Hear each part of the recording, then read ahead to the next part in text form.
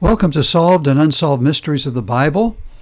This is usually all about Bible archaeological discoveries that give us evidence and proof of something that hence has been hidden from us. Today we are looking at a portion of a larger project, and that'll be mentioned in a minute. But we are looking at the mystery of Wilson's Arch, and we're going to the city of Jerusalem. 2,000 years ago, Jewish worshippers walked on the Wilson's Arch, located to the left of the Western Wall, to access the Temple of Jerusalem, researchers have revealed. Here's a good picture of the city, the ancient city, the old city of Jerusalem, when Jesus walked. You can see the temple area. And you see the wall coming in from the west side. That's the bottom side. And it goes straight up to the wall. And we have a better picture. Here is Wilson's Arch. And the Wailing Wall is directly underneath of it. Most of us understand that and know about that. And that's where, if we go on a tour, that's where the Jewish rabbis and other people, you and me, can go and pray. And standing at the wall, then we can look off to the left. As you can see, the arch itself today has been filled in and has other structures on top of it. But that's not going to last. The finding is part of the results of a project carried out in cooperation by the Israel Antiquities Authority, the Weizmann Institute of Science, and the Tel Aviv University, which were published in the journal PLOS ONE. The research also led to the discovery of a previously unknown theater-like structure in the area, offering a new, extraordinary glimpse into the history of Jerusalem. So while they were excavating this arch, they came across something else. And this is Dr. Joe Uziel, and you can see this small theater. See the circular to it. And we'll see more pictures of this later with an arrow. As explained to the Jerusalem Post by IAA, archaeologist Dr. Joe Uziel, in the past, radiocarbon dating has been used only very sporadically in the city, and this new initiative aims at dramatically changing the situation in order to, quote, set the clock of remains in ancient Jerusalem. So they're on a mission. They want to be able to date well, but they want to dig better and to not just guess, but to find and excavate and be able to date. For this purpose, the researchers have also pioneered new methodologies, identifying organic material in the mortar between the stones to allow the analysis. So not only are they going to use dating techniques, but they're also interested in what's in the mortar in between the rocks, actually. And so here is an arrow of this excavation, and the mortar they're talking about is, you can see the blue arrow, and you can see the slanted edge going down. And then at the top of that, you can see where it was united with the stones, the limestones. And so there's mortar in between that is the adhesive, like we do when we put brick and concrete houses and buildings together. Located inside the complex of the Western Wall tunnels, Wilson's Arch is the last prior to entering the Temple Mount and is named after the British explorer Charles Wilson, who documented it in the second half of the 18th century. So here you can once again see the arrow to Wilson's Arch, and you would make a right-hand turn and go along the wall, and then you would come out into the Wailing Wall area. But you are in the Temple Mount. You can see the temple written right up above that. They would use this arch to access the Temple Mount. They would come up to it. And over on the other side, I put a blue arrow, and that's where the arch would come and go. People would.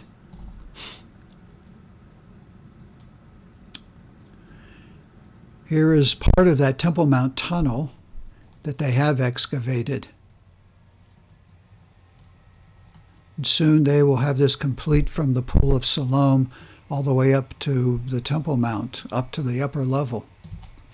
The issue of its dating had been debated by scholars for decades, with some believing the arch was indeed built during the Second Temple period, while others argued it was only erected around the 7th century in the early Islamic period, and that would be the 7th century AD, after the death of Christ, making it a whole lot younger and actually pulling it out of the Bible era of Jesus using it. But it belongs in the Second Temple era. We wanted to understand which opinion was right, Uziel said. Directed by Uziel as well as the IAA archaeologist Tehila Lieberman and Dr. Avi Solomon, the excavations began in 2015, cooperation with the Western Wall Foundation. The archaeologists worked on exposing the pier of the ark. That is the wall that holds it up, that anchors it. And so here is it down underneath. You can see the steps starting to go up to the Temple Mount area. We were in the part of that tunnel a minute ago. But these are the supports. These are the piers, the anchors that holds that arch. And you can see that arching up above a little bit to the upper left. Notice, though, you can see as they do these excavations, they support and build great supports. And along the bottom of both of the sides of this arch, can you see the steel and the metal that has been strapped in there? That's permanent. That needs to be there. And then there's a structural bar going across the top up there, and it has lights on it. But you can see up at the top. Uziel explained that the goal was to reach some form of floor, road, or pavement. Assessing when the support was built would have helped to date the arch itself. However, a different surprise was awaiting. Instead of identifying the floor, we came across an incredible building, a theater-like structure, which we believed was built after the arch, dismantling the original pavement, he pointed out. Once again, here is a picture of that. They ran right into this. The team therefore needed to find a different method to reach a dating. This is where the cooperation with the Weizmann Institute began, he said. And so they're really on a treasure hunt here, but it's a bookwork, and it's a technique and equipment that can resolve this. The researchers from the Weizmann Scientific Archaeology Unit have been focusing on what is known as microarchaeology. For this project, we had to develop a very specific strategy, started by being in the excavation itself. This was Professor Elisabetta Boretto, who worked on the study together with Dr. Johanna Regev, and they explained that in this release. Their team was able to identify charred ancient seeds in the mortar between the stones, determine that the mortar was part of the original structure and not a later addition, and analyze the material and the plaster in the D-reams. And that's an acronym for Dango Research Accelerator Mass Spectrometer Lab, coming up with very accurate dating. There's a picture of that machine. Uziel told the Post, the Jerusalem Post, the arch still standing today was built in 2 phases. During the early Roman period, specifically under King Herod, the structure supported a bridge leading to the Temple Mount that was 7.5 meters wide, 24 feet. Herod, who ruled over Judah in the second half of the 1st century before Christ, was known for his construction activity, including the renovations of the Jerusalem temple. So this is what they said that he built. He built this up high. You can see where the temple would be. And it would be a gateway through that wall right into the temple. A few decades later, the bridge was expanded to a width of 49 feet. Also, the theater-like structure down underneath was determined to have been built at a very significant time in the history of Jerusalem.